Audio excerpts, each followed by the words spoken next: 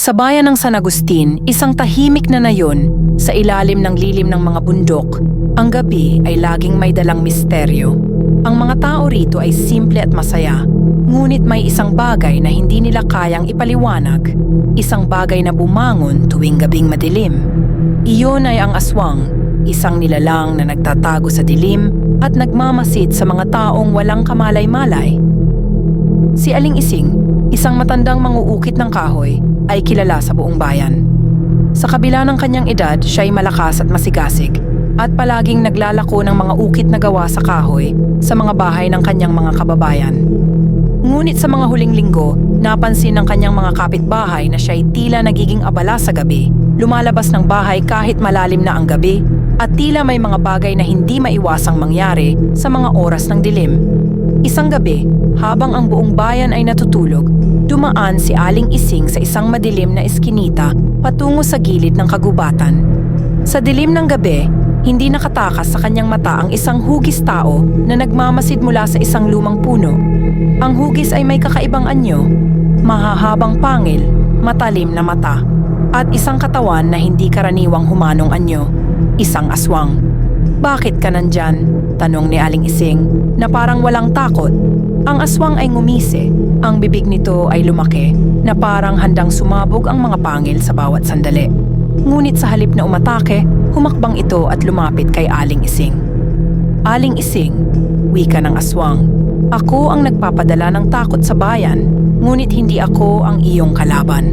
Ako'y isang tagapangalaga, tulad mo." Naguluhan si Aling Ising. "Tagapangalaga? Hindi ba't ikaw ay isang nilalang ng dilim?" Sumagot ang aswang ng may malungkot na tinig. "Sa gabi, ako ang may tungkulin na magbantay laban sa mga kalikasan ng masamang espiritu at mga mang-uusig na hindi nakikita ng mga tao. Ngunit sa araw, ako'y nagiging isa sa mga hayop na tinatawag nilang aswang, isang nilalang na ipinagbabawal, isang alamat." Naisip ni Aling Ising na baka may mas malalim pang kwento sa likod ng aswang na ito, kaya't hinayaan niyang magsalita ang nilalang. "Sa mga nakaraang taon," sabi ng aswang, "ang mga tao sa San Agustin ay nakalimutan ang mga sinaunang kasaysayan. Hindi nila alam na sa gabi, kami ng mga aswang, ay nagbabantay at nag-aalaga ng kapwa-tao. Ngunit ang mga kwento ng takot at ang pag-aalala sa amin ay nagdulot ng hindi pagkakaintindihan. Kaya kami itinuring na kaaway. Dahil sa narinig, naging malinaw kay Aling Ising na hindi lahat ng aswang ay masama. Ang aswang na ito, sa kabila ng itsura at reputasyon nito, ay may layunin ng kabutihan. Siya'y hindi naghahanap ng takot, kundi nagsisilbing tagapagtanggol sa dilim." "Kung gusto mong magbago ang pananaw ng mga tao sa'yo," sabi ni Aling Ising, "maglaan ka ng oras upang ipakita sa kanila ang iyong tunay na layunin. Hindi lahat ng takot ay may dahilan. Kung magtulungan tayo, baka makita nila ang iyong mga kabutihan."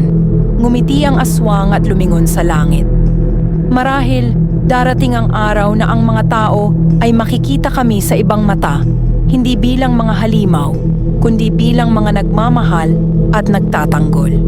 Simula noon, ang bayan ng San Agustin ay nagbago. Hindi na natatakot ang mga tao sa aswang. Sa halip, natutunan nilang tanggapin na may mga nilalang sa dilim na hindi naghahanap ng pinsala, kundi nagmamasid at nag-aalaga. At si Aling Ising, ang matandang mang-uukit, ay nagsilbing tulay sa pagitan ng mga tao at ng mga nilalang sa gabi. Ang aswang, sa kanyang bagong papel bilang tagapangalaga ng bayan, ay naging isang alamat ng kabutihan, at ang kwento ng San Agustin ay naging isang paalala na hindi lahat ng takot ay may batayang masama, at minsan ang dilim ay nagdadala rin ng liwanag.